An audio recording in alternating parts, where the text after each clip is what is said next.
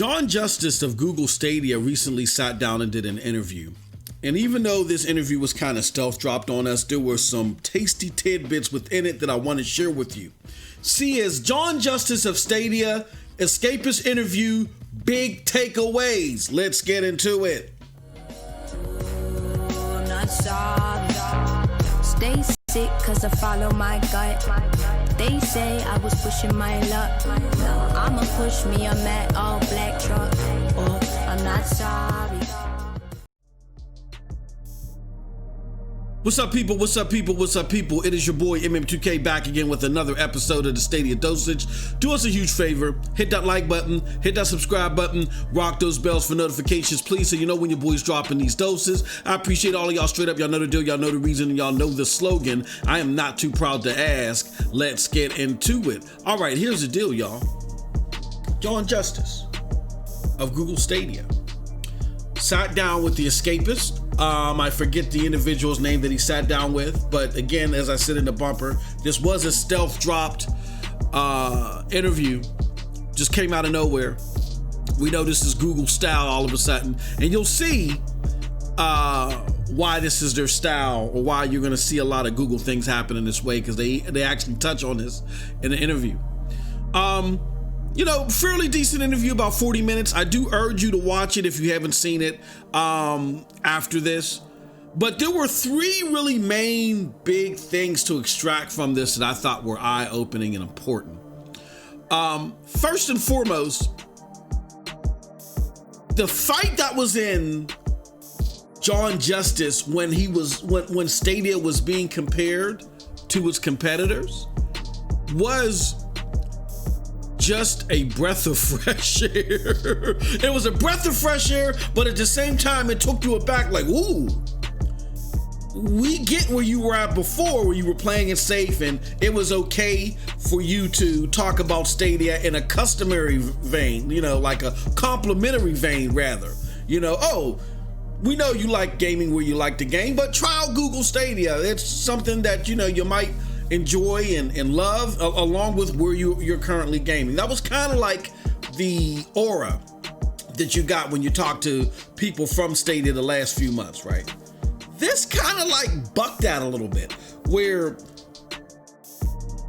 John Justice is talking about Stadia versus his competitors in a way where we're like, hold on, y'all.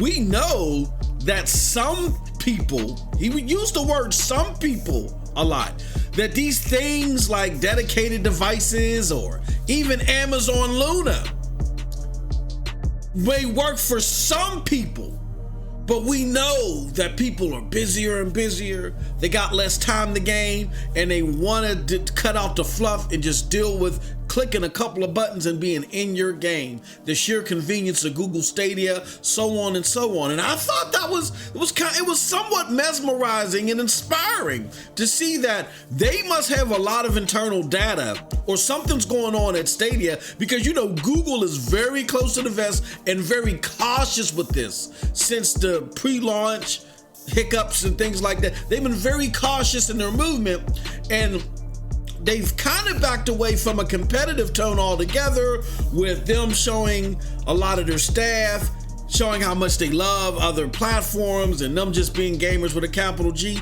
This is a big turn from that, you know what I'm saying? And it's enlightening to see, because apparently Google's seeing something that is giving them this confidence. Mind you, this interview took place prior to all this stuff with CD Projekt Red and Cyberpunk 2077, and particularly on the Google Stadia platform, how well it plays and how it, quote unquote, is shocking the mainstream media and maybe legitimately shocking the main consumer base, the main gamer consumer base, because of all the lies and stuff they've been told from the mainstream media. But that's a whole nother video. I digress. So that was enlightening to see and different to see. The second thing in relation to the stealth drops, maybe not so much. And maybe it's just me. I'm a little indifferent to this. Meaning, John Justice pretty much suggested that stealth drops is pretty much the way that they're going to go with this platform. Now, I know there was a lot of fervor in the community about, when it comes to your shows and when it comes to Gen 2.0 or whatever we want to call it, it should just be stealth drop. Here's my problem with that. Stealth drops is a formula of success to a certain extent that has worked in Google's favor. Google's gonna walk to the beat of their own drum, and this is just what they do. When something's ready to go, they don't have a big old fancy party to get you warmed up for it. We want to talk about this, and now it's available. You know what I'm saying?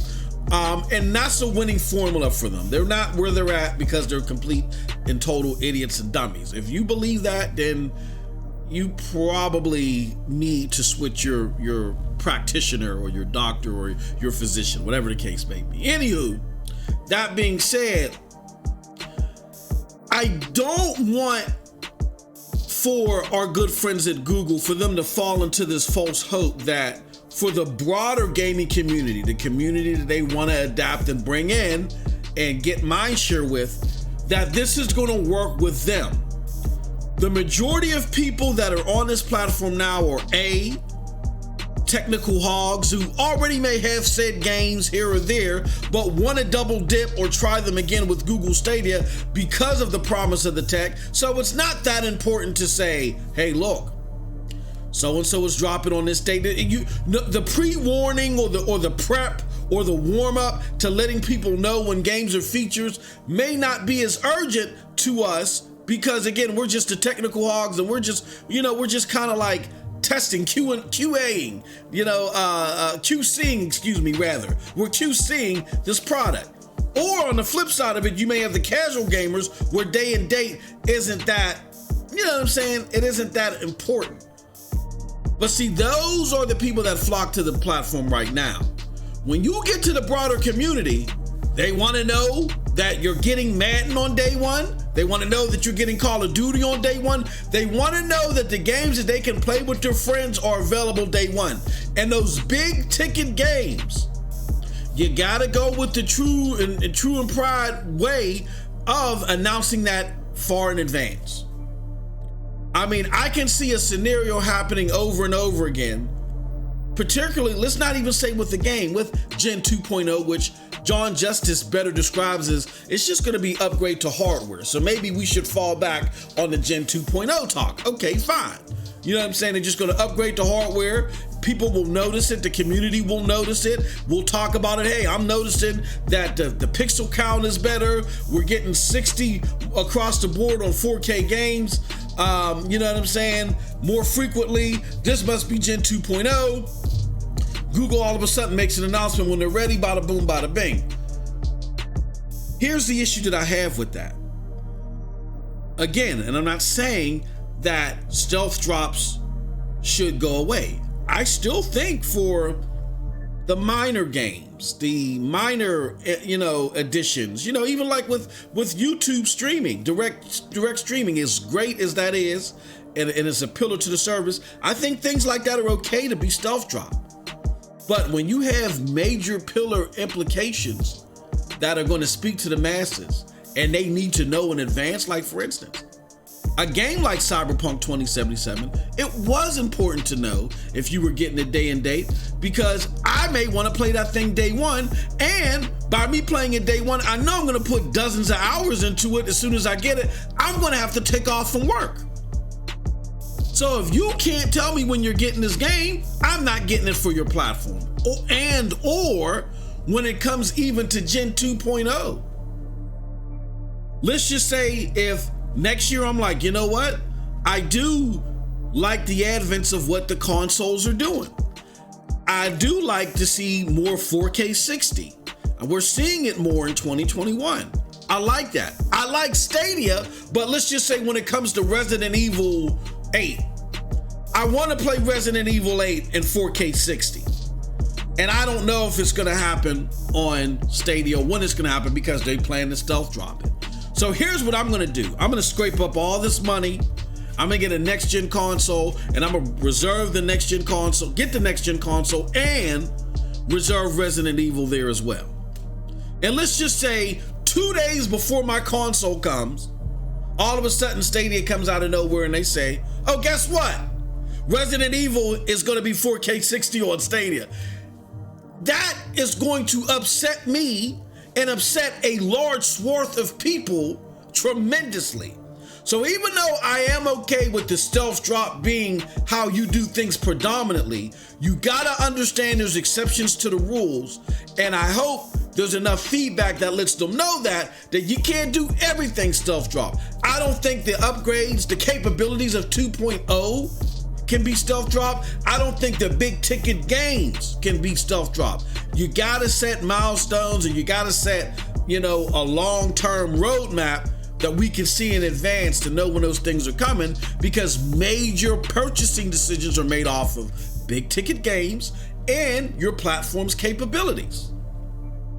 So what you can say is, hey, look, you're gonna start seeing the first few games utilizing ray tracing, 4K 60, upgrade. You're gonna start seeing games that are using the upgraded hardware, starting with Hitman. You're gonna have to make those announcements. You don't have to say everything's gonna be 4K 60 now, but titles that are utilizing that new hardware, you gotta announce that when we can start to expect that, because then again, that helps with people's purchasing decisions. And you gotta be mindful of that, especially if you wanna get widespread mindshare, Google. So point number one, it was a great kudos, to the competitive talk.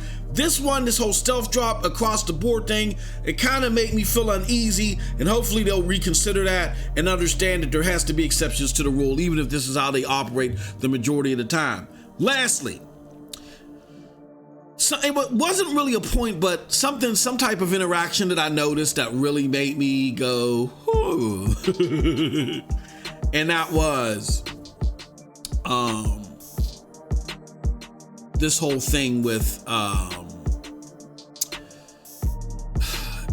there was a question said by the interviewer that not only upset the interview, the reaction to it from John Justice, not only upset the interviewer, but it also seemed to flabbergast John Justice that the fact that it was being asked. And the question was, hey, look, is Google working with developers to say, let's say if I buy a game on Xbox, I'm automatically granted access on Stadia. That way, everything carries over with me and all this other stuff. John kind of paused and was like, no. He was like, yo, what? Brother, did you not hear anything that I just said? Yes, we are new to the table, so our offerings are a little lighter than what you see from everybody else. But these are companies that have been around for decades. We've been around for a little bit over a year, and we're making humongous strides. Before you blink a few more times, we're gonna be up there with them. And then you're talking about a new generation at that. So the scoreboard was 0-0 effective November 20th or November 10th, whenever these damn games came out, November 2020, when these new systems came out, the scoreboard was 0-0 again.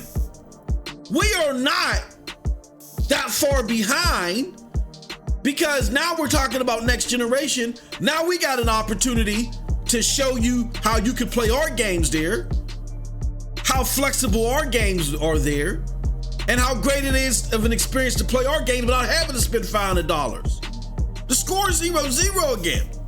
Now granted, yes, because of their capabilities, the score might be 7-0 right now, 10 minutes into the first quarter. But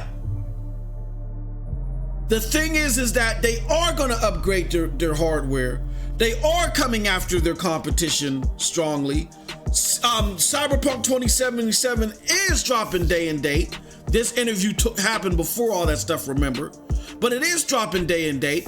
the guy that was doing the interview does have colleagues that do say, hey, look, that love Stadia, that do say, look, there is an offering here that you're not getting elsewhere. We're not here to play second fiddle. Are you asking PlayStation, if I buy the Xbox version, do I get a digital version of PlayStation? No, people double dip all the time. Are you asking Switch? Hey, why would I get the game on Switch unless you give me a free digital version with my Xbox version? No. John Justice was perturbed, in my opinion, from that question, and I think he had every right to be. Now, I get it. This guy that was doing the interview is from a swath of gamers that just don't get it about Stadia yet. And it's important to sit in front of those type of people because there's others that think like him, and if you can get through to him, you can get through to the rest that listen to people of that ilk. My thing is that the people at the top of that pyramid, I urge you to please do your research and think of this holistically. Whether you're there or not emotionally, this system is not meant to play second fiddle. They want to be a predominant platform. You were asking questions. You was asking John Justice. Now, I was a little disappointed that John Justice didn't jump on this, and it was probably better to have Aaron Hoffman John there for this question. But you know, what do you see coming with Stadia down the pike? It was a perfect opportunity to talk about Project Chimera, but the interviewer knew nothing about Project Chimera. It'd have been nice for John Justice to talk about that, but the interviewer knew nothing about that. Again, because he's in a siloed mind state. But one thing that, again, people have to remember is that this platform is not meant to play second fiddle. You can couple it with a low barrier to entry to everything else. That's what's great about cloud gaming. That's pretty much any cloud platform. But they're not approaching this to say, well, look, we expect you to get the Xbox version first and then look at ours later. No, we want you to look at our version first, along with our lineup of specific games, along with what Project Chimera can present, and so on and so on. And people just gotta get out of their heads that Google is not here to play second fiddle forever. This is the first year they've ever been in existence. They're playing nice right now, but as people can see now with CD Projekt Red's Cyberpunk 2077, you don't need a $500 console in order to experience to get a great experience from a seriously demanding game. You can get it from a $0 to $99 platform, period. And I thought that was very refreshing and great and fantastic that John Justice responded in that way. He said, what? No, we are working with people to do cross-save. We are not working with anybody to allow you to just bend the knee and say, oh, well, you're going to get this on Xbox first. You'll come to us later. No, absolutely not. That's the stuff that champions are made of. I loved it. And with that said, again, link to the video is below. Check it out. But that's it from your boy MM2K. Let me know what you think about all this in the comment section below, because like I always say, I'm curious what I think. But if you did like what I had to say, check out the links below to follow me. Those links will lead you to the Broadband Bullies, PNTS Network, Hard Knock Digital Culture, and yes, the Stadia Dosage.